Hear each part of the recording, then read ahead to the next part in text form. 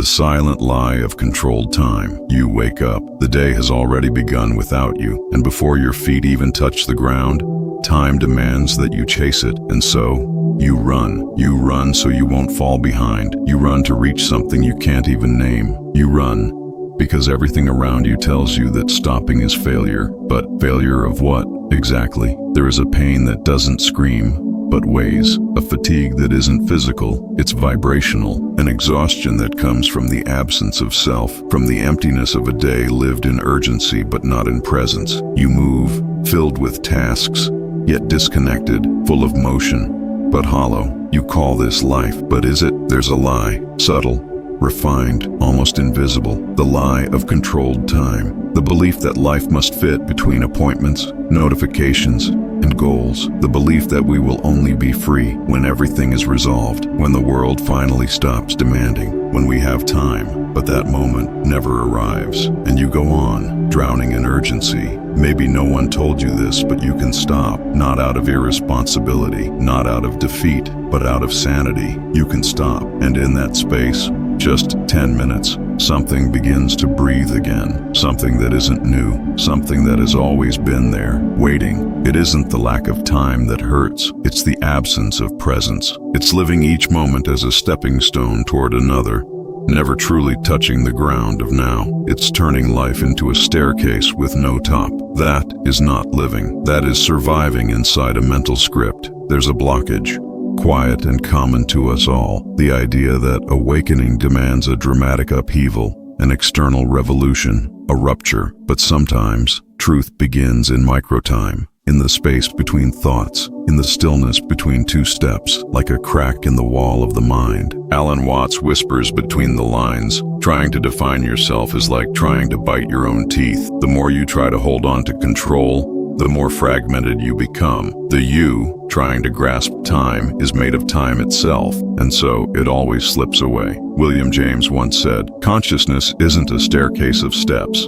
It's a flow, a river, a formless state. Trying to freeze it is what disconnects us from it." Maybe time isn't what we think. Maybe time is just music, and we are the forgotten dance within it. The more you chase the now, the more it escapes, because now isn't a place to arrive, it's a space to be, and that space fits inside 10 minutes, an invisible temple with no walls, no religion, no method, just presence, just you. Perhaps in the end, everything you're looking for is already waiting in those 10 minutes, not to change your life, but to remind you it was never broken, and this is just the beginning. The invisible error of believing awakening requires a new life. There's an illusion disguised as hope, the idea that in order to truly awaken, you need to turn your life upside down, move cities, leave everything behind, start fresh, as if truth lives somewhere else, inside another version of you. But what if awakening isn't an explosion? What if it's not a departure, but a return? Maybe the new life you crave is just another distraction, another costume to avoid the void, a new stage with the same script.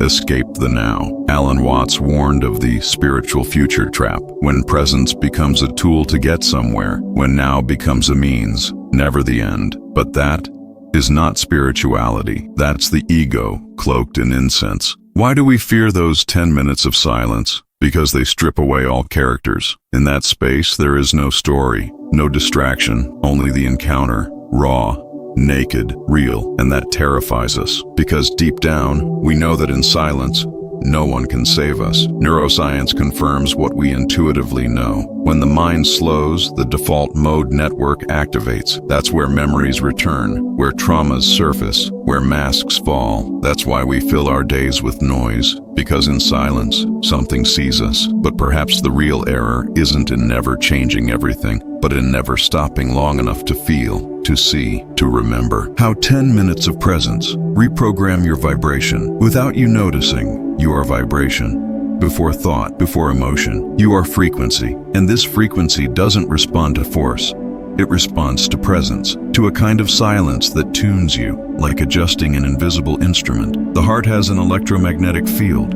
It pulses, it perceives, and when you breathe with it, everything shifts. The technique is simple, but it's not a technique. It's a return, breath, emotion, and imagery, moving as one. Imagine, inhale for 4 seconds, hold for 4, exhale for 4.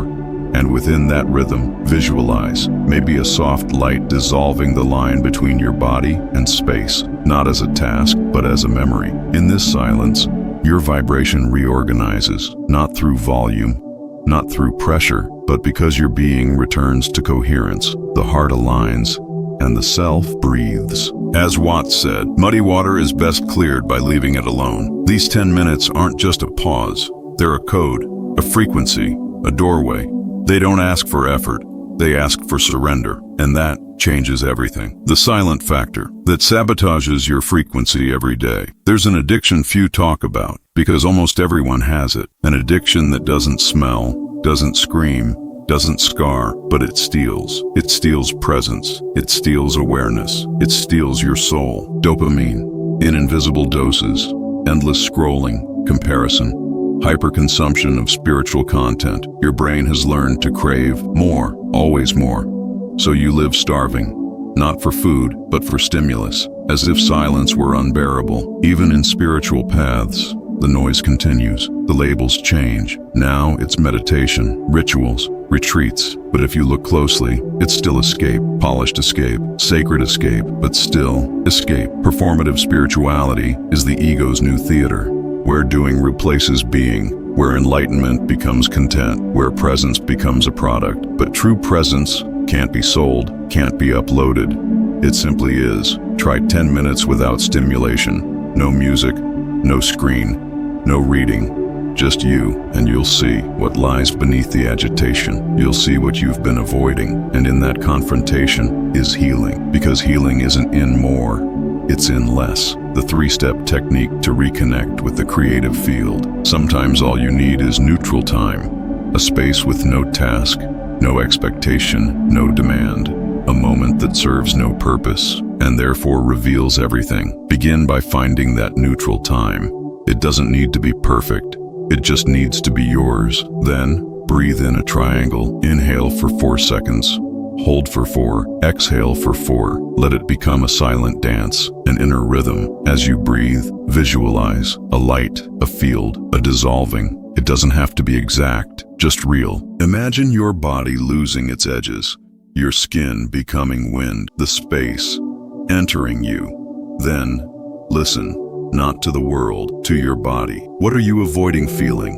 What still aches, even though you've moved on mentally? Deep listening requires no answer, only honesty. This practice is not about control. It's about coherence between what you say you want and what you actually vibrate. Because the universe doesn't respond to your desires, it responds to your frequency. And 10 minutes can align them. Metaphor, the invisible lake within you. Imagine that within you lies a lake, deep, quiet, vast. Every day the world throws stones into that lake. Urgency, fear, frustration, and without noticing, you live in murky water. But if you stop just for 10 minutes, the water settles. What was cloudy becomes clear. What was dark illuminates. What was buried surfaces. And for the first time in days, weeks, maybe years, you see yourself. Watts reminded us, the menu is not the meal. The idea of life is not life. Talking about now is not now.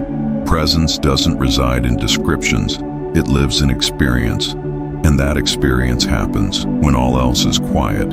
In that lake, the mirror, not the physical one, but the inner mirror, where the entire universe gazes at itself through you. And in that gaze, you remember who you are. Why 10 minutes of being are worth more than 10 hours of doing. The mind believes that doing is power, that the more you act, the more you change. But there's a deeper space, a place where doing flows from being, and that space only opens through silence. Neuroplasticity doesn't require grand gestures. It needs conscious repetition, and 10 minutes of true presence shape neural pathways more deeply than hours of chaos. You are not a chronic doer. You are an energetic being, and when your vibration aligns with what you desire, the world bends, not through magic, but through coherence. Real manifestation doesn't come from effort. It comes from resonance. And resonance doesn't live in noise. It lives in the field, in the invisible, in the intangible, where 10 minutes are timeless, because time is not chronological, it is vibrational. And in those 10 minutes, you step out of time. You come home When you stop, the universe flows. Alan Watts once said, "You are an aperture through which the universe is looking at and exploring itself. You are not separate from the whole. You are the gaze of the whole, gazing at itself." And maybe the deepest healing doesn't come from what you do in those 10 minutes, but from what you stop doing. You stop running, you stop proving, you stop resisting. Suzuki spoke of zazen, sitting with no goal, being with no desire to be elsewhere. That is the apex of presence, the apex of being, the stillness that seeks nothing, the silence that holds everything, and then everything fits. Not because something changed, but because you stopped fighting what is, you surrendered. And in that space, everything flows, without force, without promise, without method. Maybe what you feel is missing has always been here, waiting, in the space between two thoughts, in the pause between two breaths, in the invisible temple of your own 10 minutes. Because in the end, it is in that small interval that the sacred enters, not to change your life, but to reveal that it was never broken.